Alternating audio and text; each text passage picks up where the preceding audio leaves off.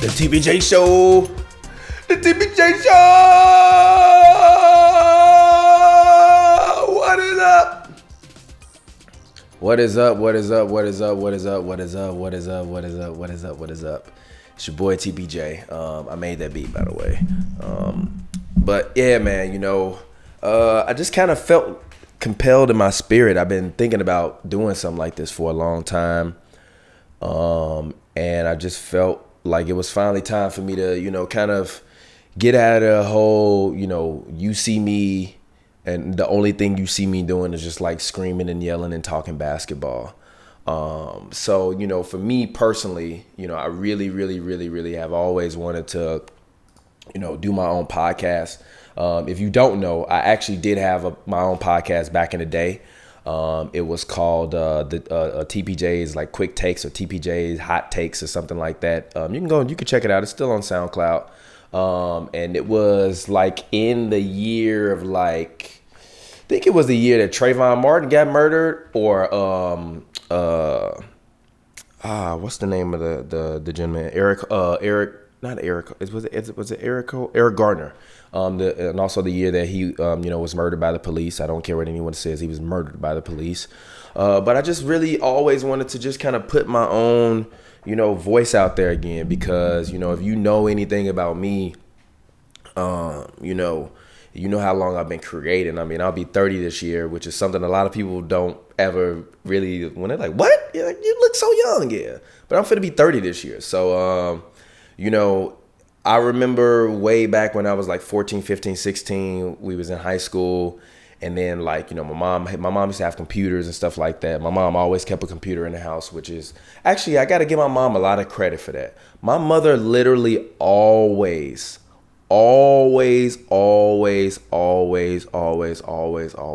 kept a computer in the house. I remember when we lived on Dorchester, way back when I was like a little kid. And my mother had gotten a hold of like an old school Mac. I think like, forgive me. This is my first time doing it. Literally, I had been planning on doing this for a while, but I hadn't actually set forth the full plan in motion to actually execute and shoot a podcast. But you know, life has just been really inspiring me lately. And I just really, you know, I've been going through some tough times personally, over the past, you know, like 2 years. And this is another reason why I wanted to start this podcast, because I don't really talk about other things. So maybe this might be some catharsis for me, you know, or something like that. But I just woke up today and I was like, you know what? I've been saying that I'm going to shoot this podcast. I've been looking for like a new, like permanent, full-time, you know, type of gig, because, you know, I love hoops and brews, but it don't pay the bills. So, you know, I've been looking for like a more permanent gig. But as I've been doing it, I've been like, man, I got to do this podcast before I get a job, and then I don't have the time to do it anymore. Or before I get a job. And I'm like, nah, I got a reason to do it. But I know if I make the first episode, and especially because this setup now is going to stay in my house exactly as it is, because this is technically my office. So literally, I'm just going to have to put the camera, a light, and swing my desk around. It's a lot of reverb in this room, by the way. So I apologize if it's like extremely reverberant in the, background. I'm in my office, and I realize now that I'm doing this podcast in here that I have to get audio panels up in here, so you see like my mind working in real time. So you know, if you didn't ever get a chance to, like I said, if you don't know me outside of Hoops and Brews, this can at least give you a little bit of backstory. And I just feel like, you know, my voice is important, and my voice matters, and it's been mattering, and it's always mattered. And I think that's why you have gravitated towards me and my content and everything that I make. And I think that's why I've always just really tried to just keep going, because my voice has always mattered to people, but kind of all over the place. Bring it back. All right. So the point of me doing this podcast was just to kind of, you know, like I said, show you guys a different side of me. But if you knew me from back in when I was like 14, 15, 16, my mom always kept computers in the house when I was a little kid. So I always was good at working with computers and trying to fix them. I remember she had an old Mac 95 that didn't come on because she didn't know how to connect it and hook it up. I hooked it up. I was able to turn it on. It was like some instruction manual. I figured out how to reboot it when I was like 8 or something like that. It was like a Mac 95 or something like that, but I was like 8, and I like rebooted it and also got it to print. And then my mother just kept buying computers. So I always pretty much grew up with a computer in the household with the internet pretty much since I was like 10. And because I always really love to entertain, and you can ask anybody about me, anybody that's known me for my entire life, they'll say, you know, Thomas was always, you know, they always said I've been loud. I'm loud. I mean, I don't know what to say. Like, you know, even when I'm not screaming, like I remember, you know, I had an ex-girlfriend. And one day, you know, we was just talking and she just started crying. I'm like, why are you crying? She's like, because you're just always so loud. And I'm like, this is like, you knew this when you got with me. What do you mean? It's like, yeah, but you're just always so loud. I'm like, I've been loud my whole life. My mother's loud as hell. You know what I mean? My dad is a loudmouth. You know what I mean? I don't fuck with him, but it's the truth. I don't fuck with him, but he a loudmouth. You know what I mean? My brother's a loudmouth. It's just in my genes. You know, I'm a loudmouth. But that doesn't mean that, like, just because I'm being loud, that my energy is like pointed in a negative direction. Like, even when me and Pavi talking and we screaming at each other, like, when the show is over, there's no post-show argument. You know what I mean? There's no like continuing after, like, you said that, so that hurt my feelings. It's like, nah, we are entertaining, you know, when we're doing that. And when we're being loud, we're literally just being loud because we're having a spirited discussion. And me, if you know anything about me, if I'm passionate about anything, I will go balls to the walls, 100%, full millions, quadrillion, illion, fillion percent ahead and do it. So since I was 14, 15, 16, I've been making videos on the internet. I used to have a show on Ustream called the TPJ show a long time ago. It's deleted. You won't ever see it again. I used to make skits. I had a skit channel where I had skits that actually, like, back in the day when you used to be able to get like 5,000 views on a YouTube video in like 2008, you was like lit, like legit lit, like dead ass. If you was able to get 5,000 views on YouTube back in like 2008, you was legit lit on the internet. So me, I had a show. I used to get like 20, 40 viewers every show. My little skits on YouTube was getting thousands of views. I had a skit about the motherfucker when he about the dude. I'm gonna try to keep this as clean as I can, but it's not gonna work. I'm just letting you know. What's the name of that? The one who's like, his name. Oh, Rocky Lockridge. Rocky Lockridge's son. They were like staging an intervention or something like that for him. And that's when, you know, he was saying that he like took, he like took his childhood away, and that, you know, like he just was like having, you know, dealing with his insecurities as a man because, you know, his dad wasn't around, his dad was on drugs, and that was only like, Meh. So, you know, like that was me and my little brother Kyle. We shot that skit in my mama's crib, and we, you know what I mean? So it's always been within me. I've always been making content. I've always been making things. I've always been working on stuff. I've always been creating stuff. I've always been thinking of things. I have notebooks with ideas. When I was in college, I was like when I was in college, I literally wrote a full business plan for a charity that I one day hope to have the financial backing to be able to create and execute and be able to help with global warming and diseases and pandemics and things of that sort. Like, there's so much, like, you don't even understand how. You know, like Kanye always be mad and everybody's like, oh, Kanye's mad. No, he's not mad. It's just when you have this level of intellect, or at least this, you know, passion, this level of passion. Like people don't understand I'm passionate. I'm really, really, really, really, really, really, really passionate. If I love it, I'm passionate about it. And if I don't like it, I passionately don't like it. You know what I mean? So, you know, everybody always loves to say like, oh, you just a Gemini. Yeah, I might just be a Gemini, but I'm passionate. And I'm passionate about it because I grew up in Chicago, south side of Chicago. You know what I mean? Family members murdered in the streets, murdered in documentaries. You know what I mean? You know, daddy dealing with drug issues. You know, my mother was a school teacher raising, you know, kids on her own. So I had to be passionate. It was either be passionate or you get left behind. Or not necessarily left behind. It's either you get passionate about something or you get caught up in a mix. It's like, the funny part about it is like everybody always like, yo, like, man, all niggas can do in the hood is play ball or rap, or they gonna go to jail. And I used to always be like, what the fuck kind of thinking is that? I swear to God, like since I was a kid, I used to be like, yo, what the fuck is wrong with everybody? Why does everybody either want to rap, play ball, or deal drugs, G? This don't make sense. Like they was just like, yeah, this is just what we do. And I was just like, no, this is not what we do. This is not what we do. Cause this ain't what I do. You know what I mean? That ain't what I do. And my cousins, they used to, I had some badass cousins that, as I got older, I just learned to just like look back on a lot of the times that I had with, family that I don't necessarily communicate with people that I don't necessarily communicate with. And I don't really feel any hatred in my heart for anybody that I had any beefs with. I don't speak to my father, and that's by choice. And I grew up in a household with my father, and it's just personal decisions that I've, made. But it's a lot of people that I personally have decided to move away from, but not because, I don't have love for them or there's hatred in my heart, but it's just, I know there are going to be a lot of, young people that watch Hoops and Brews that will watch this. So I want to be measured in the things that I say.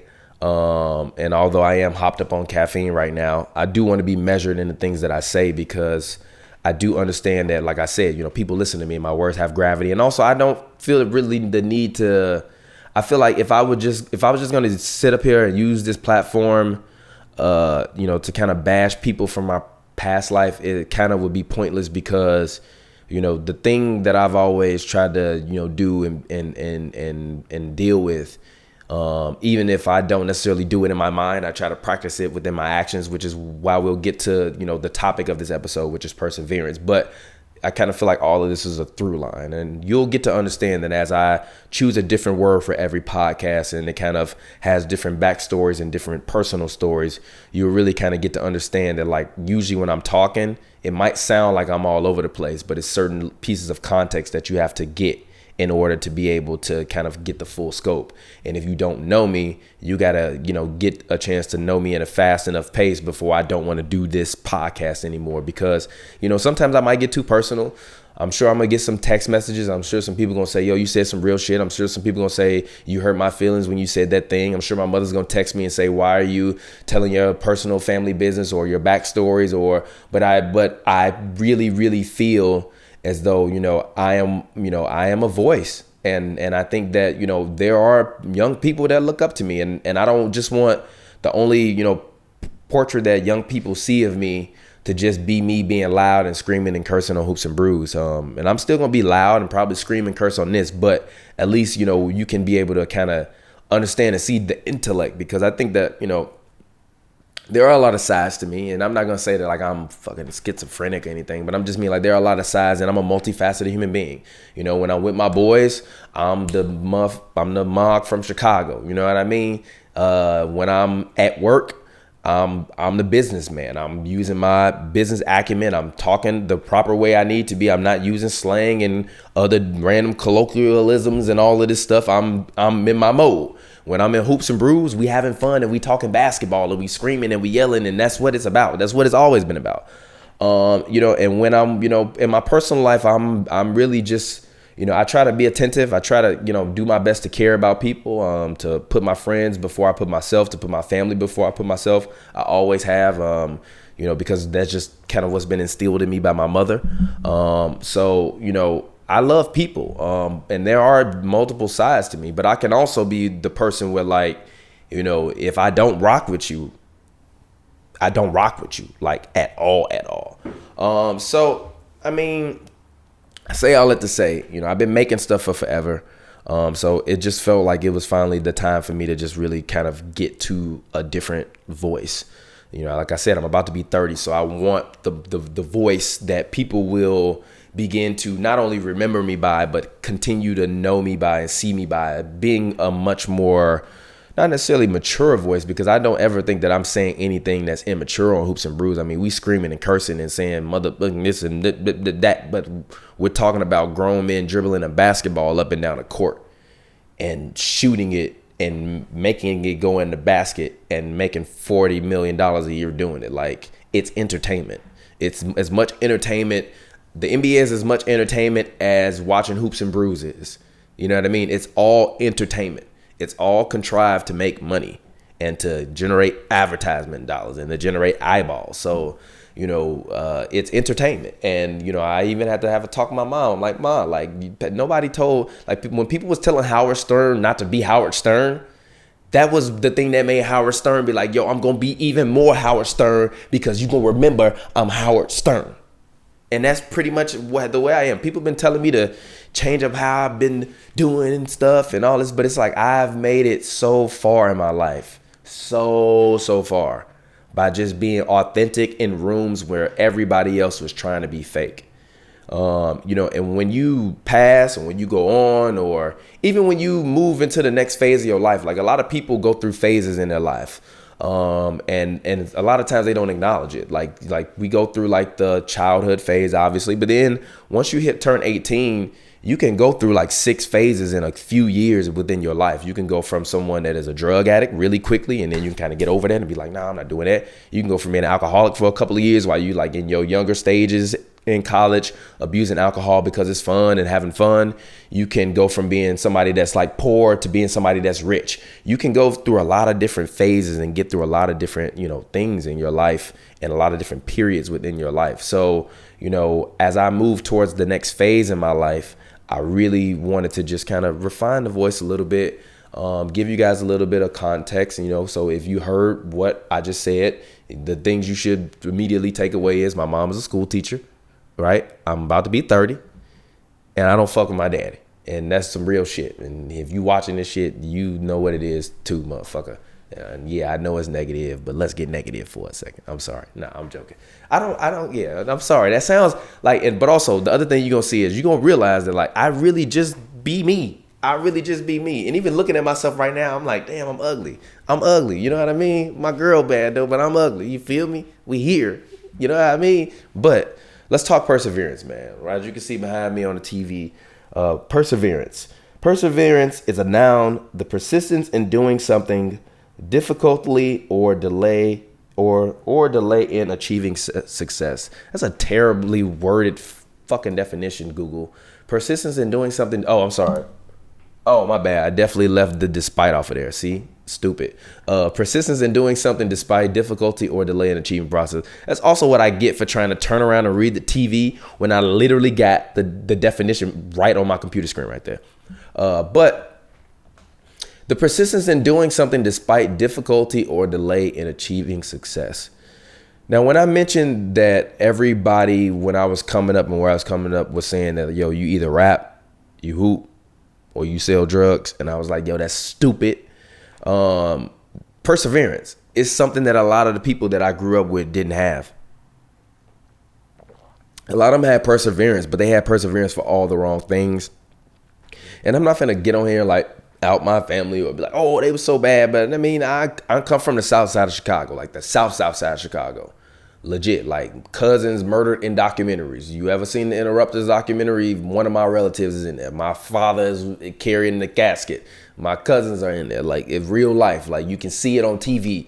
It's not no fake shit. So when people be like, oh, like you from Chicago? The funniest part is like people be they be like, you from Chicago? That's how like deprogrammed I've unprogrammed so much of that hood shit from my head to the point where people don't even know where I'm from. And it's not me because I'm like being somebody else, but it's just like, when I first moved out to LA, it was like true fish out of water, like things like the way I was talking. Everybody used to be like, you from the South? I'm like, hell no, I ain't from the South. I'm from Chicago. And they're like, you don't sound like from Chicago. You sound like you're from New Orleans. Even though my family does, or my mother's grandmother's side, whatever, does originate from like somewhere down in New Orleans. So shout out to, New Orleans. I saw New Orleans post Katrina like 3-4 years after Katrina. I would love to go back now and see what it looks like now, because when I saw it back then, it was really devastating. But anyways, I don't even know what I was just saying. Damn, I started thinking about like New Orleans. Like when we went to New Orleans, we took like a family heritage trip because my uncle is like very big on our family heritage. My uncle on my mother's side. And we went down there and literally like after Katrina, I don't know how to really describe how New Orleans looked. Like it really looked like something out of a movie. Like it looked like one of those like post-apocalyptic cities that was still running while like the rest of the world had moved on. And even when we went down there, you know, because part of my family is from the area where like Juvenile and all of those people were from. Because even when we were there, like we walked past that big wall that they were standing on, and I think that Back That Ass video, like that big wall that had the graffiti on it, because it's by like a cemetery, which I think one of my grandmother's relatives was buried in or something like that. But it was just devastating. So I'm sorry, that really kind of took me off track. But anyways, I was just talking about like my size of the family or whatever. Yeah. So, you know, I'm from Chicago. And grew up in the middle of the hood. But I just never wanted to do any of that. Like I just used to see all of that shit and just be like, man, I gotta get out of this, because they all want to persevere and like get through, but get through doing the wrong shit. You know what I mean? Like everybody around me had Scarface dreams, right? And I had billionaire dreams. So, you know, it wasn't about me trying to like not like any of my family or not try to be close to people or aim to be distant or any of that stuff. It was just like, I just saw that it could be differently, you know, I mean, not differently, it could be different. And, you know, I give a huge amount of credit, you know, to my aunt who lives up north. I give a huge amount of credit to that. I'm sorry. It's kind of weird for me to hear my own voice in my head. So I'm still kind of getting used to that as well. So forgive me. Because usually when we do Hoops and Brews, we don't have headphones on. I don't like us having headphones on because I feel like it kind of constricts us from being able to say what we want to say without having to worry about hearing ourselves. So forgive me if you're like, why is he? Because I'm hearing myself. And it's like, this is how I sound.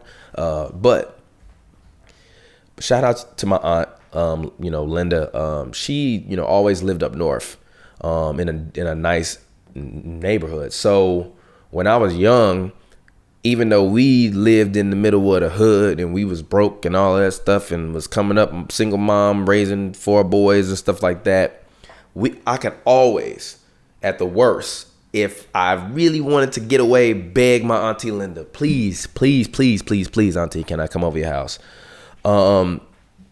And it just, you know, she just always afforded us the opportunity to just be able to escape, you know, even if it was for a day. So I give her a lot of credit for really like not necessarily putting the idea in my head that things could be better, but just like actually literally giving me a geographical different place to go to. Because even like, you know, I talked to Pavi, you know, we just have like random life conversation. And he's always like, yeah, I didn't really leave the South Side until I like got to be an adult, basically. And I was like, nah, I was really all over the town, like, because my mother was a teacher.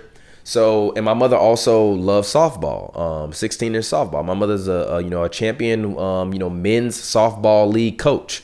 So she used to always go to softball tournaments, and they would just be all over the city, on the east side, on the west side, on the north side, in Evanston, in Skokie. They would have random tournaments in all over the place in Illinois. So I used to always go around Illinois and be in different spots and around different people, different races, different things. My mother always made sure to make sure that's funny. She always made sure to make sure to really put me and my brothers in different environments than the one in which we grew up in. And even when we kind of got, I would say more so around like my 10 to 15 age, and we kind of moved to a different side of town where it wasn't just straight a black neighborhood, and it was kind of blacks and Hispanics. So that was the first time I had to kind of learn how to live around other races, because going to school, I went to like a magnet school. So I've always been comfortable being around like other people. Like I know a lot of black people who aren't comfortable around white people. I'm comfortable around white people. I'm comfortable around honestly everybody except for fucking weirdos. And you meet a lot of them in LA. So weirdo has no color, shape, or size or creed. They're just their own people. But what was I saying? Damn. Just lost that point. See, this is but like I know what the point. But like I always was comfortable being around people that were not like me. Because when I went to my magnet school, they did a good job of kind of teaching everyone else about everybody else's culture. And obviously, like, black people, our culture is the thing that we've created because, well, at least black Americans, our culture is the culture we created because we don't really have a culture in America that isn't slavery, and our American culture isn't tied to our culture in Africa. Like, it's just not the same. Like, we're just culturally different people. So, you know, they just did a good job of just teaching us about other people's culture. Like, they used to celebrate every holiday. They celebrated Chinese New Year. They would literally give us little red envelopes with like gold, Chinese letters on it. They taught us about all of the years and what each year represents. Now, although I personally haven't retained any of the information, if I saw a calendar, I would probably know how to like read like a Chinese New Year calendar or be like, oh yeah, I know what that means and that means from seeing it. But they just did a good job of always making sure that we understood that there were other races and that that we were all different from each other, but that we could all celebrate and share in celebrating each other's cultures. So, you know, they did a really, really good job. I really shout out to Mark Sheridan. They did a great job of that. And also the thing about it was too, before school, you know, a lot of schools, at least the ones that I went to that were more so like on the south side, on the west side, they didn't really have any areas for you to kind of congregate during the, kind of before school or after school that was outside of the school. But Mark Sheridan had like this huge parking lot that was next to the school. So we would always literally go and we would always play football or whatever, sports, or you'd just be able to go and like see your friends before you, went into class. So there was areas for us to congregate in. Nowadays, you can't really do that in Chicago because people shooting people. And if you a kid, you ain't trying to stand outside, you might get hit with something. So, I was blessed to really be able to just kind of be in different environments. And those environments taught me that I could be around different people and that there were other things that were surrounding things outside of my hood. So even though everybody I knew was basically gangbanging and trying to sell drugs and do all this shit, I was just like, yo, I don't want to do this shit. I want to leave. I'm going to leave Chicago. I'm going to move to LA. I'm going to go make movies. And then I'm going to turn into a superstar. And everybody used to be like, shut the fuck up. Shut up. Shut your ass up. Everybody used to be like that except for my mother. My mother always literally fed into my obsession. She fed into the things that I wanted. She stimulated my mind in terms of like giving me books. And she made sure, like I told her when I was 13, I said, Ma, I really want a video camera. I really want to make movies. My mother told me, she said, if you graduate 8th grade, I'm a buy you a camera. And I was like, okay. And then literally when I graduated from 8th grade, my mother took me to Best Buy. She said, which camera do you want? She said, pick out under a certain dollar amount. But she was like, pick out which camera you want and I'm going to buy it for you. And she literally bought me that camera. It was a Sony Handycam. I have no idea where it is. It probably got lost when our old house flooded and all of that stuff. But it was a Sony Handycam. And like my mom literally always fed into my obsessions. My mother was a literature teacher. She doesn't teach anymore. But she was a like social studies, literary stuff, and like basic level science. And although I never really liked my mother teaching me literature, she used to always make me like do them they had like all of the stuff she would be making her students do, she would be making me do. And I'm like, I don't want to do this. So even if it was like reading comprehension test or other stuff like that about retaining information or decoding stuff, she would be giving me all of these booklets and stuff like that.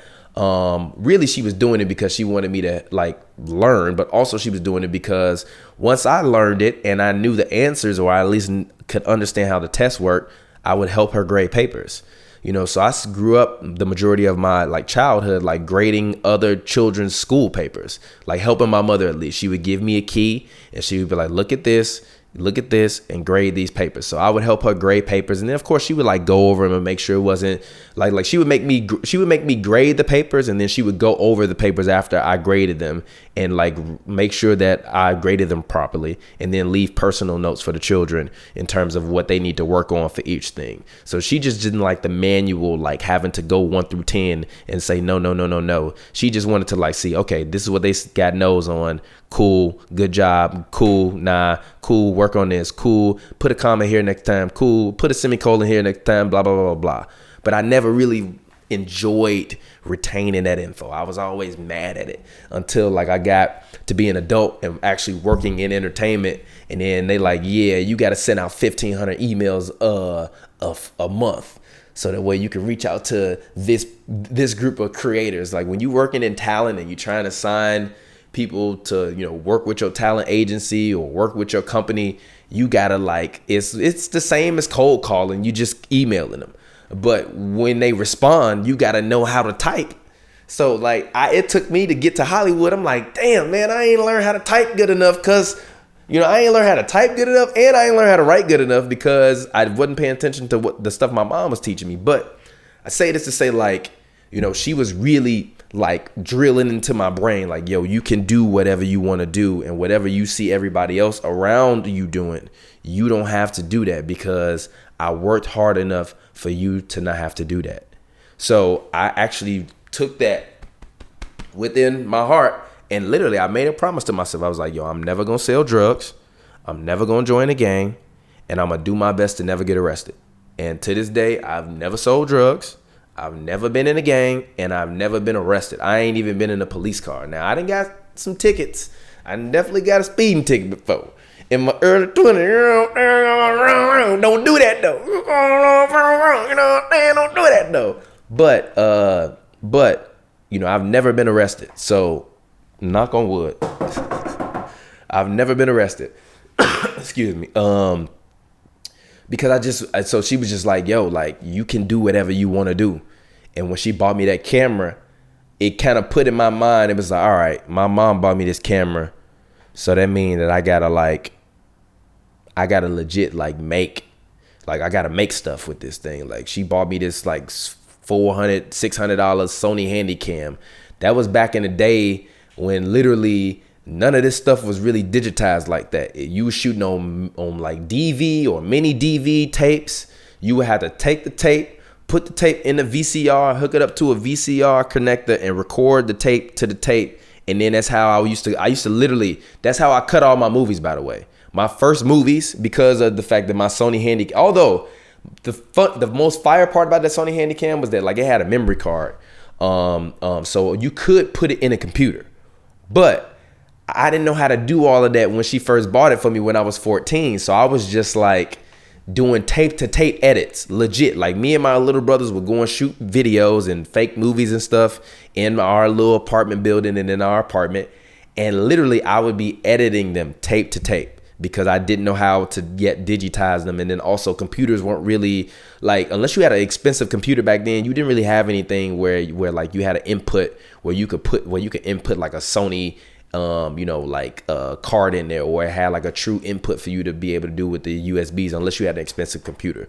So once technology caught up, I was actually able to take my Sony cam, and my Sony cam was really the first camera that I used for all of my like first projects. Did I shoot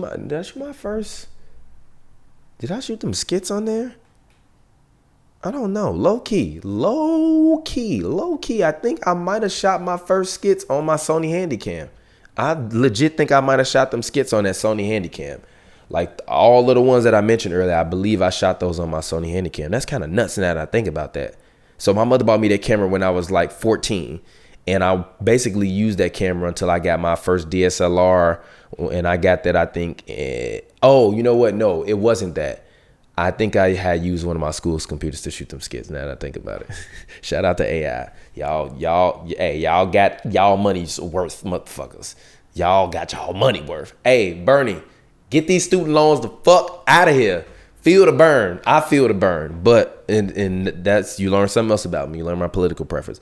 But anyways, so, you know, when she bought me that camera, I was just like, I have to really hone in, lock in, and focus on like mastering this piece of equipment, because if she bought me this camera and I don't use it, she's never gonna buy me anything this expensive ever again. And my whole life, you can ask anybody, they would say that I would be trying to like make something into a movie or something like that.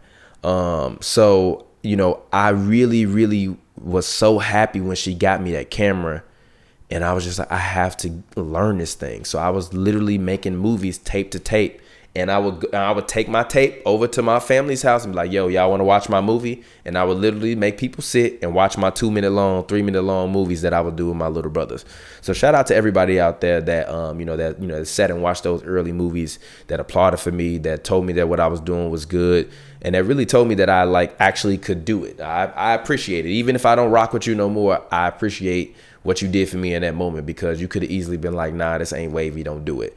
But I think by that point in time, everybody kind of saw that I had a different level of skill with it. You know, like I had always been a storyteller, you know what I mean? A goofball. But once she got me that camera, it really kind of showed people like, yo, like he really, he can do something with that. But they was always like, you could do something with it, but like you can't go to LA. And I was like, man, I'm going to LA. I'm getting the fuck out of here, because if I don't, I'm gonna wind up selling drugs, gang banging, and getting arrested. So I was like, yo, I gotta get the fuck out of here. So I'm getting the fuck out of here. So anyways, fast forward, After School Matters. And the only reason why I bring up After School Matters in my story of perseverance is because After School Matters was the second thing along my journey that showed me that my persistence and my perseverance really, if I worked hard enough at it, I could just do it. Literally, it just showed me that if I worked hard enough, I could do it, because everything that I was doing when I was 14, that once I got into After School Matters, I was in the After School Matters program, a digital filmmaking After School Matters program. And basically, I think they had 2 Sony cams, and like they gave us access to like computer rooms. And basically the entire like 10, 20 week course, whatever, we were supposed to write a script as a group. It was like 6 of us, and we were supposed to shoot a movie. We decided that we wanted to shoot a horror movie. But before that, they made us all shoot our own little short films, but I think we couldn't use any words as like a group. And the first movie that I ever directed with people that wasn't my brothers, it's on my Vimeo. You can go check it out, vimeo.com/TPJ. It's called Who Are You to Judge? And when you watch it, it's like, I'm gonna put the link in the description, but I want you to watch it. Just, pause this right now and click it and watch it. But basically, like, the whole point of it was just like, you're looking at this thing from one situation, and then as it happens, it flips itself on its head. And it was the first time that I had discovered that like my use of suspense, my use of camera techniques, the way that I used to cut, all of the stuff that I was doing with my little brothers, it worked. So like me telling myself, I gotta learn this camera or my mother's not gonna buy me anything else, it really fed into me actually like learning real skills and becoming a filmmaker. And then when I was in film school, I think I still might have my original script from that movie. It was a horror film, it was a horror film about high schoolers getting trapped in high school for like a day of detention, and then basically like they start getting murdered, during this entire detention period. Which low key, it was like 6 of us that worked on it, so I don't even remember their names. So it's not like I could take that idea, even though I did co-create it and like make it. But that would be a fire idea. Even the rough version we shot of it, even though we all had on different clothes every time, because at that point in time we didn't think like, oh, we need to just take one outfit and put it up and then keep that outfit in our locker, so that way the continuity in the movie is the same. So literally we got 2 hours to shoot after school every like Tuesday, Thursday, whatever, and we would shoot in different outfits and different scenes every day. So every scene in our movie, literally everybody had on different clothes, even though they was supposed to be the same day in detention. That's funny, but that's just like, we still was doing it. But After School Matters really put the battery in my back of like, okay, I can really do this forever if I want to, because I'm good at it. And I also work well with people, because we made, even though, it was some high school stuff, we still made it. Like, we made this, you know what I mean? So once that happened, I had already been telling everybody that I wanted to make movies because Steven Spielberg is my idol. George Lucas is one of them, but Steven Spielberg was the first guy that I saw that was like, he make movies and he rich as hell. Like rich. Like not like, normal people rich. Like he rich, like billionaire. And I always been one since I can remember myself making up the fact that I wanted to like be a filmmaker and a film producer. When I was around like probably like 14 or whatever, I've been saying I've been wanting to make movies since I was like 5. But when I said like when I discovered that my goals were to be like a film producer and a film like giant and a media giant, I decided it would probably when I was asking, I'm like, I want to own me a website. I want to own me a couple satellite radio stations. I want to own a regular radio station. I want to own my own film studio. I want to make movies, and I want to win an Oscar. Those are my original goals. And I want to make $1 billion. $1 billion still on my list. All of my goals are still realistically within my reach. The filmmaking goals, honestly, when you see that most filmmakers actually make it when they're in their mid to late 30s, and I stopped panicking to rush to make a movie because I'm black, and the amount of opportunities that I'm going to get for somebody to just give me $7 million or $10 million or $90 million or $100 million, just say, hey, go run with the guy that we don't know. I knew it was going to be slim, especially with me coming from Chicago and me not having any real connections in LA. When I moved to LA, I didn't know anybody that had actually lived in LA at all, other than my cousin Mark, who lived in Altadena, but he's like 50 and I was 21 when I was coming out. He was in his 40s and I was 21. So it wasn't like and I had only seen him at family reunions, even though now he's one of my best friends in the entire world. But I was just like, yo, I can do this. I'm gonna do this. I'm gonna go to college. I'm gonna graduate college. And then I'm gonna move to LA, and then I'm gonna be a filmmaker. I'm gonna make a movie. Then I'm gonna make it happen. I'm gonna go on some sets. I'm gonna be a PA. I'm gonna make a movie, and then I'm gonna go and I'm gonna win me an Oscar. And that's literally like what I was saying at like 16, 14, whatever. And everybody's like, "What the fuck?" Man, I remember so many people being like, "Bro, you gonna move to LA? Alright." And everybody used to be like, "Oh yeah, you gonna move to LA, right?" And they'd be like saying laughing. I'm like, you laughing at me, B? Like I was watching Shaq Knucklehead's podcast, and he was like, I only wanted 1 ring. Then I turn on ESPN, and they like, can he do it again? Can the big fella do it again? He's like, they disrespected me. Now I gotta go get 2. Then I got 2, and they like, man, are they the greatest duo of all time? Man, they disrespected me again. Now I gotta go get 3. Then he was like, then we lost. But that's how I kind of felt. I'm like, y'all gonna disrespect me? Tell me I can't make it? I ain't gonna make it? All right, fam, we gonna see. So I was just like, all right, this is what it is. I'm going to go balls to the walls to it. But I didn't care about high school. And when I graduated high school, I had like a 2.7 GPA, terrible GPA. I applied to get into Columbia College, into their film program, because they had a pilot film program where basically it would allow you to start making and working on filmmaking stuff from day one. And I had already been a filmmaker. So I'm not going to college to go to school for 2 years to learn how to make movies. I want to go and I want to make movies. And my mother was like, yeah, but you still need to get an education. I said, yeah, but if I can't just make movies when I want to make movies, I'm not going to go to college. And she was like, whatever. And I'm like, I'm serious. Then I got into Columbia, but I didn't get into the pilot program because my GPA wasn't high enough. So I kind of I didn't want to go anymore because I didn't want to have to wait until I was 20 before they allowed me to be able to pick up a film camera or a digital camera. And although you could be like, yeah, but if you would have went, they would have, you could have found other people that had, I wasn't thinking like that. I was thinking I don't need to depend on nobody else because I got my own camera. So why would I want to depend on other people when I got my own camera that I've been shooting on? And if I go to film school, they not going to let me use a better camera? And I'm giving them $30,000 a year? I'm cool. So my mother was like, well, I can't afford it anyway, so you could just go to Kennedy King, which is a community college in Chicago. And I told her, I said, Ma, if you think I'm going to a community college, you are out of your mind. I want to be a filmmaker. I don't need to go to college or to high school to be a filmmaker. I can just go to LA, be a PA, work my way up, and be a filmmaker. And she was like, no. My mother was mad at me. She was heated.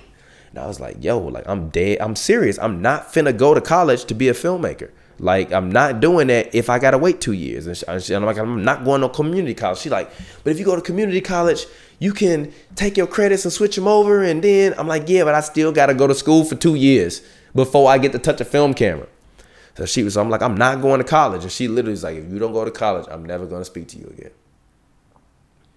And I was like, you are, but okay, I'm gonna go to college.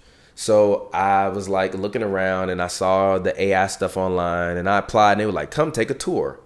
You can be filmmaking from day one. And I was like, what? So I took the tour, and shout out to Catherine Pierce. She's a lovely mom now. Shout out to her and her husband and her lovely child. She gave me the tour through the Illinois Institute of Art. And as I walked through that building, and I saw people in classes, and she showed me the computer rooms, and she showed me the equipment lockers. And I was like, so what would I have to do to get access to all of this stuff?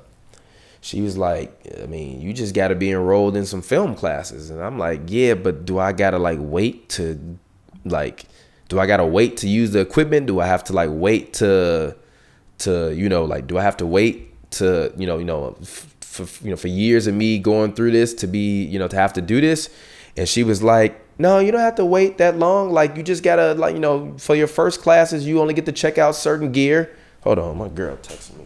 Girl, I'm podcasting. She's like, for your first classes, you just gotta take out certain gear. And then for the other classes,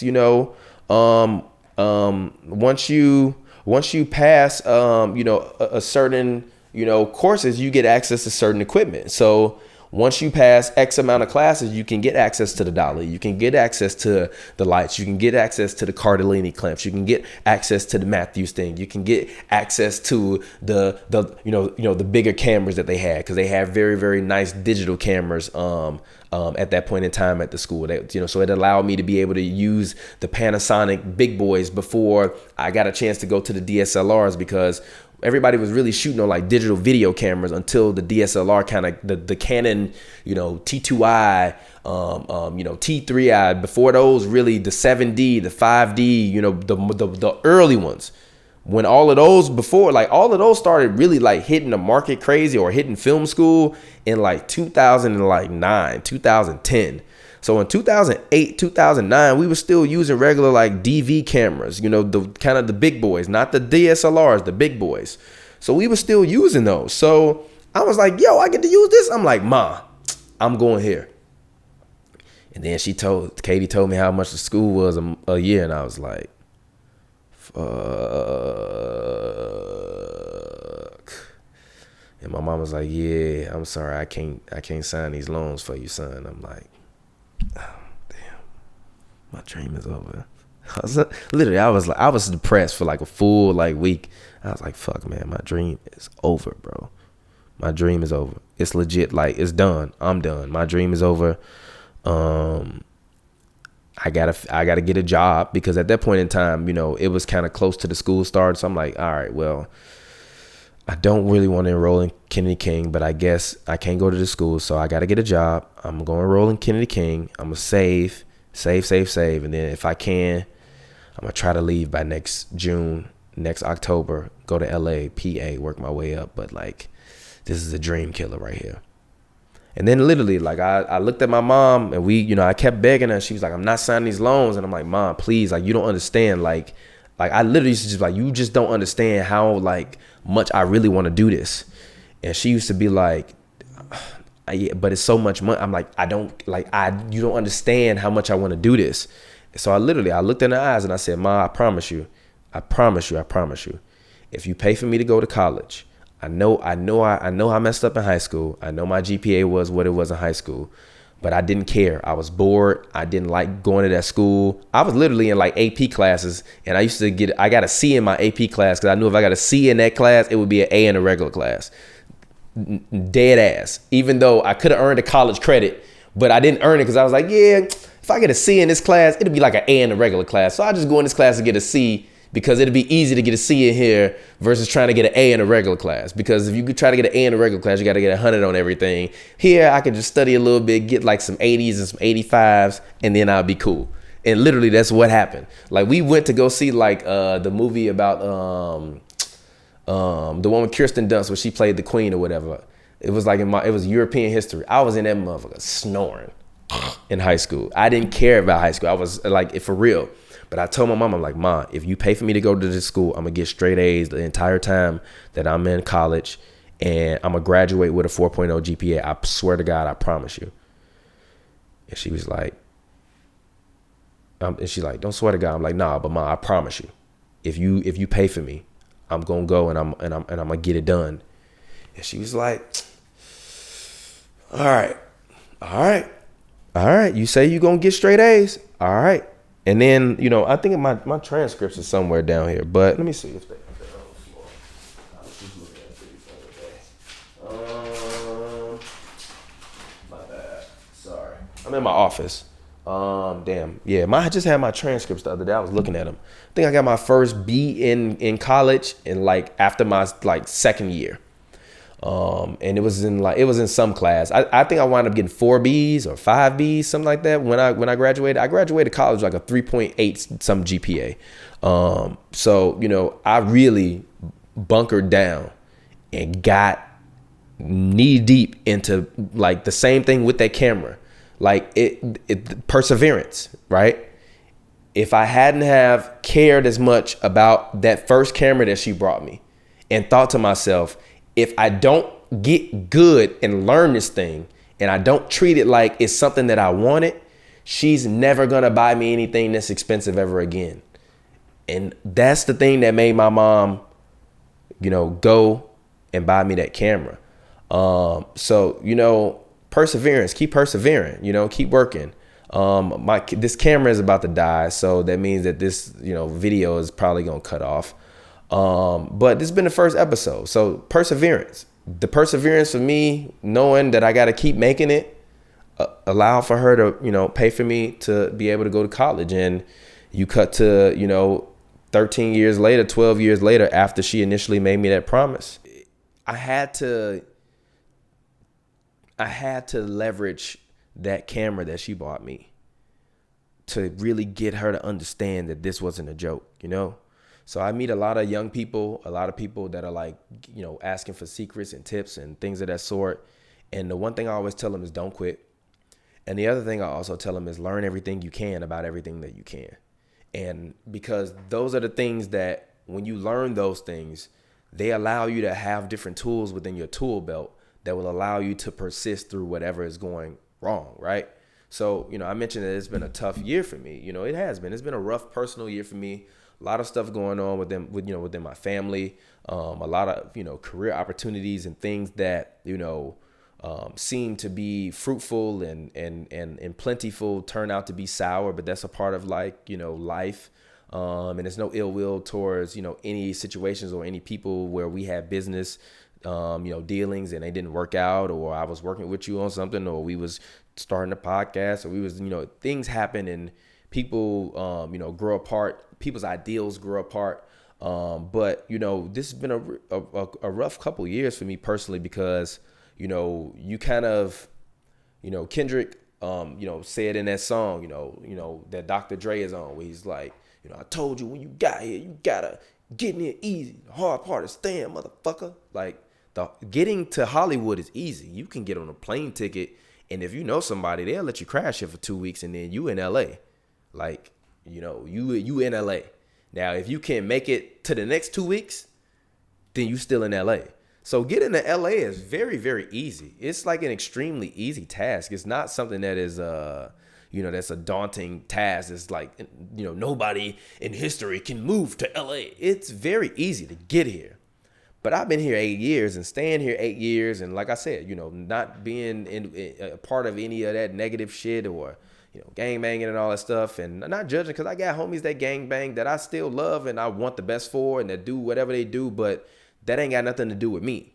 You know what I mean? So that ain't me. So to have made it out here for so long and have done such, the work that I've done and executed what I've executed and seen the things I've seen, been a part of the things that I've been a part of, been to the places that I've been. I've been to every single part of this town, all parts of LA, and I've been in churches in Compton. I've been in places in, clubs in Compton, in old school player clubs with my cousin Mark when he was playing saxophone gigs. So it's not like, oh, I'm out here not like, oh, I'm out in the streets, but like I've experienced every part of that Los Angeles has to offer. So, I'm blessed to be able to say that I survived, living in LA because it's so expensive. It's so tough. It's such an isolated place. You have to drive everywhere. I survived in LA for 2 years with no car.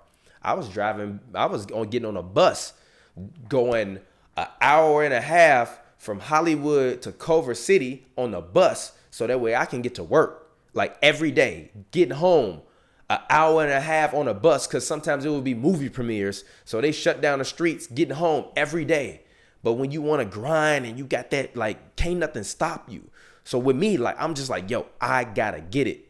Even to this day, I still gotta get it because if I quit filmmaking, right, I wasted that money my mother gave me to come out here, to make it, to go to film school in Chicago, to leverage film school to make music videos, to leverage film school for freelancing gigs, to leverage film school for graphic design gigs, to leverage school to understand how to create graphics and marketing and typography. I leverage school. Like everything that I learned in my general studies, I don't remember most of that stuff. But everything that I learned in my film classes, I retained at least 80% of it.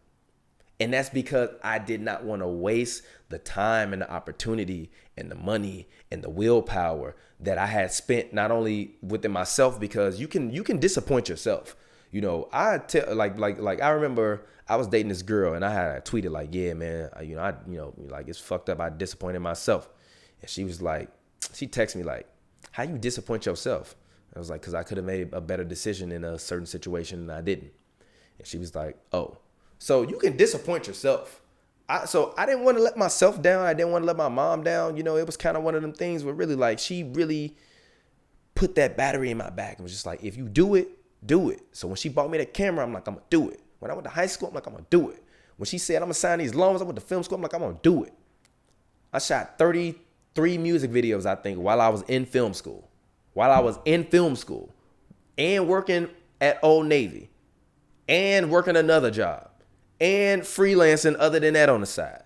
I shot 33 music videos. But you know why I did that? Because I was like, she giving me this opportunity. They giving me this equipment to rent and to use. I got my own camera. All I got to do is go and light it. And if I need to rent something, I can rent a warehouse. I got homies that got this. I shot videos in my cousin's old basement. I done did, you know what I mean? Like I have utilized and I leveraged as Chicago as much as possible as a filmmaker, because I was just like, yo, I gotta get it. So as long as I got the opportunity to get this equipment, to get all of this stuff, and it's free and it's easy and I got access to it, we about to get it. Because I'm paying for this shit. My mama paying for it. And I can't let her down and I can't let myself down because I told myself that I really wanted this. So how bad do I want it? And then, kind of rounding out the perseverance story, because you still have to get through layers and persevere as you get to be an adult. But once you kind of start living on your own, you realize that like persistence is not a given. It's a choice. Respect is not a given. It's a choice. Self-love is not a given. It's a choice. Self-hate is a given. But it's also a choice too as well, because there are a lot of people that choose to self-hate themselves. But also the world that we live in tells everybody that they can't be what they want to be. The world that I lived in, that I grew up in, told me that I could only play basketball, rap, or we dying. And I was just like, nah. So the persistence within all of it comes within just knowing that there are a lot of things that are easy for you to do that will take you off of your path. Right? But the hard part about being, persistent and persevering is understanding that moment to moment, you're going to always question the decision you making in that moment to moment, right?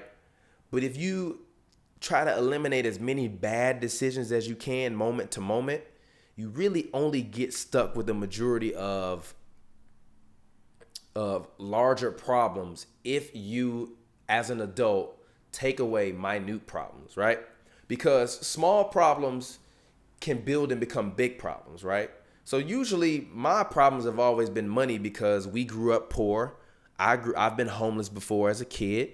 You know, I'm a child of divorce. I'm a child of a single mother that raised 4 boys by herself on a teacher's salary.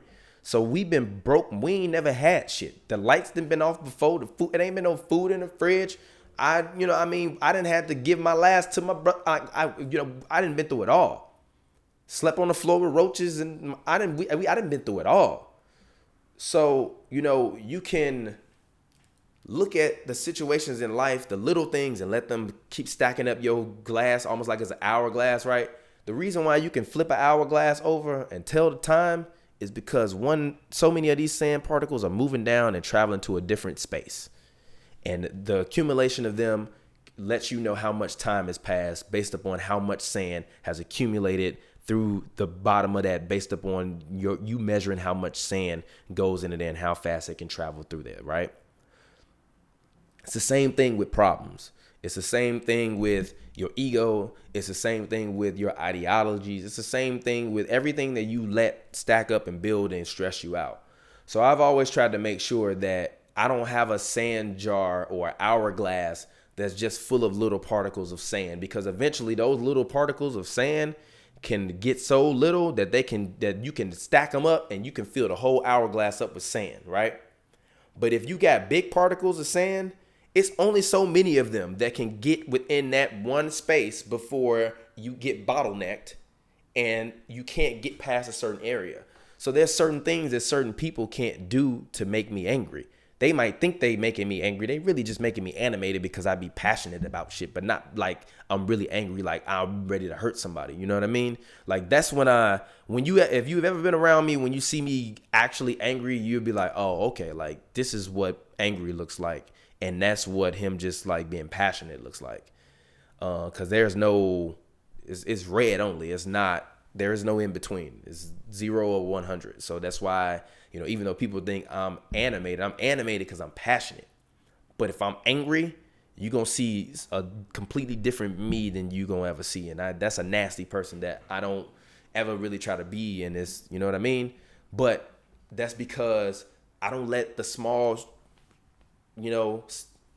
whatever you want to call it. I forgot, what is it called? Sediment, whatever you call it. I don't let the small whatever creep through and settle down to the bottom. Like it's like coffee. You ever made like some coffee from a perm press or from a drip or whatever, or one of them where you just pouring the hot water over the coffee grounds and letting it drip? After you get halfway through that pot, if you look at the bottom, it's so much residue at the bottom, right? But imagine if you was just pouring and you never clean that pot. And the residue just builds and builds and builds and builds and builds and builds. It's small, right? It starts out to be small, but then over time, it adds up and it becomes a layer. So, the one thing I've learned is that, I try to eliminate as many small problems as I can, because persisting is hard. But persisting while you got a million things to think about and you got a million things to do is even harder. Persisting while you got a million things to think about and do, while also a million little small problems on top of that, makes life impossible. And that's when people fall into periods of where they don't want to do anything or where they don't want to be motivated. So if you aren't motivated right now to do the things that you want to do, you got to ask yourself why it is that you aren't motivated to do those things that you want to do. And at a certain point, there's a certain level of accountability that you have to take within yourself to say, I have to eliminate all of these small problems that I continuously let fill up my hourglass to the top. I'm going to pour all that sand out. And we're going to take the biggest pebbles, problems that I have to deal with, and we're going to drop them in that hourglass. And if they can't fit through that little hole to get to the bottom, that means that that's not a problem that I need to worry about. Right? I'm sorry. If they can't make it through the bottom, then that means that's a problem that you need to worry about, because it's a big problem. But if it's something little and you think that little problem would trickle through those bigger things and get to the bottom and be sand, let that go. Because why you filling up your jar with all of this little stuff that's going to take over your whole jar and not have your big sand pieces any room to move when you can just eliminate all of those? And if they can't make it through, then guess what? That means your hourglass going to always be half empty. So it's bigger than like a water glass, half empty, half full. But if you just eliminate stuff and create a dam, right? The little stuff is going to fall through, right? But eliminate it. Let it go. Don't put a bottom on your hourglass. Just keep dropping your big problems in. Let the little small ones go through, trickle through, and fall out the glass. You don't need to accumulate them, because when you accumulate them, you're building up bad equity, bad time. You're filling up your glass with something that you don't need to. And I know an hourglass is probably a terrible analogy, but at least you can kind of visually see it versus like a cup, because I hate cup analogies. It's stupid. And if you ever saw Two Girls, One Cup, you feel me. But yeah, the early internet days, wild. We was watching that at like 14, by the way. Our generation is pretty goddamn wild. But I say all that to say, eliminate the small problems. Focus on the big things that you have that you want to do.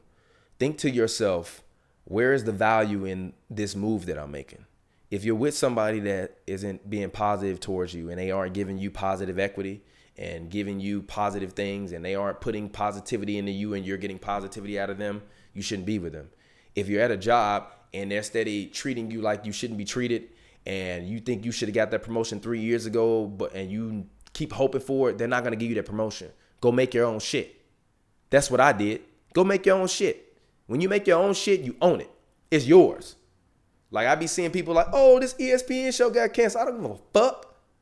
They can't cancel me. You want to know why? Because I got my own platform, and I built my own platform, and I've been building my own platform since I was 14, and she bought me that camera, and I said, I got to make something out of this. So rather than being like, yo, I'm going to go work at a film studio, one day I'm going to own this film studio, I'm like, yo, I can make my own film company. I can do that. Instead of being like, yo, I need somebody to make me an animation. Oh, I can make my own animation. Instead of like, oh, I need somebody to make my intro song for my podcast or for my show. Oh, I got my own. You feel me? So you can go out there and you can do whatever it is that you want to do.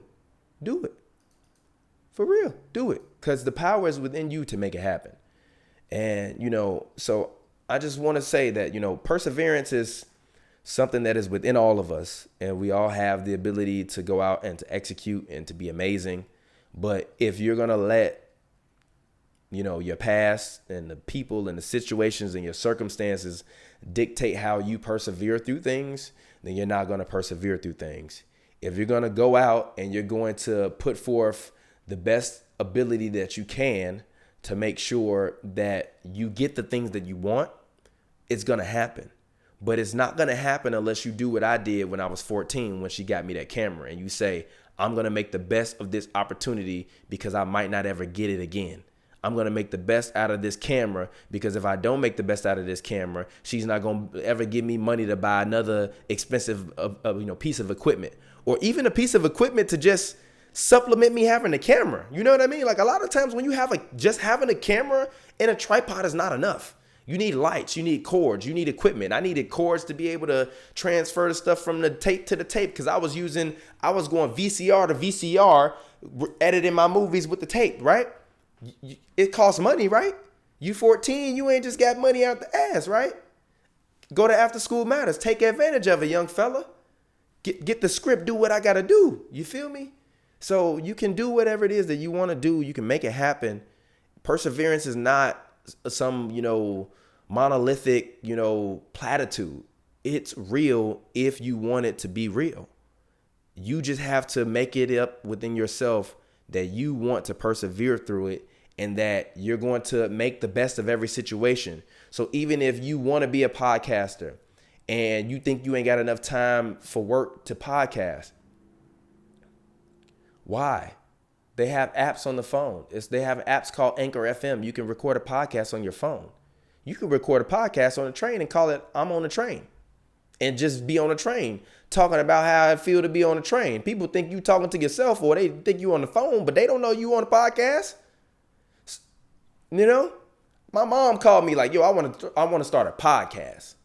So my mom is like one of the least technologically advanced people that got technology surrounding her, and she been a teacher that I know. My mother got a grant approved for her students to be able to get iPads. She was one of the first teachers in the world to have her entire students that were minorities with a class of iPads, so that way they can watch CNN Kids and get news and stuff like that. So, but she ain't technologically advanced in terms of she can set anything up.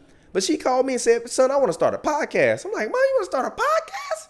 She's like, yeah. So if she telling me that because she's like, I know I got to find other stuff for me to do. And I told her, she said, how do I start? I said, write down your 10 questions, find you a guest. It's this app called Anchor. Go download it, sign up for it. It's free. Start making your podcast. She's like, yeah, what if it make money one day? Good. Then you making money from your podcast. You know what I mean? So if you want to do something, go do it. If you want to sit around and pussyfoot and act like you really want to do it, then sit around and pussyfoot and act like you want to do it, but you don't really want to do it. Because there's people out here like me that really want to do it, and we're going to make it happen. And if you really want to be a model, if you ugly, don't do that. Actually, it's ugly models too. So if you ugly, do that. If you old, I guess they need old models too. But if you want to do anything other than be a model or get an OnlyFans account, you have my full support. All right. And if you need any help, man, feel free, hit me up. Drop a comment, drop a like. Make sure you comment. Let me know if you learned anything today about me. Let me know if you like this. Let me know what word you think should be the next word that we talk about on my show. I'm going to make it a goal every show to basically have one specific word that I talk about. My goal eventually would be to, have people either call in or be a guest or whatever. Because I really do like this format. I enjoy it. I kind of got used to hearing myself, so I'm kind of a little bit less uneasy than I was when I first started it, man. But it's your boy TPJ, man. Find me on Twitter, Instagram at RealTPJ. That's RealTPJ. It's a film joke. If you don't get it, you damn dummy. And this is the Perfect Journey podcast, man. And as always, thank you so much for your love, for your support. I'm glad that you got the opportunity to be able to get to, know me a little bit more better today. Hopefully, I'm not just a mean, loud ogre that you saw on Hoops and Brews, and you got a little bit of a more opportunity to be able to see the real me. And we'll be back next time with another word, new day, new things. We on the Perfect Journey. I'll get it with y'all later. Peace out.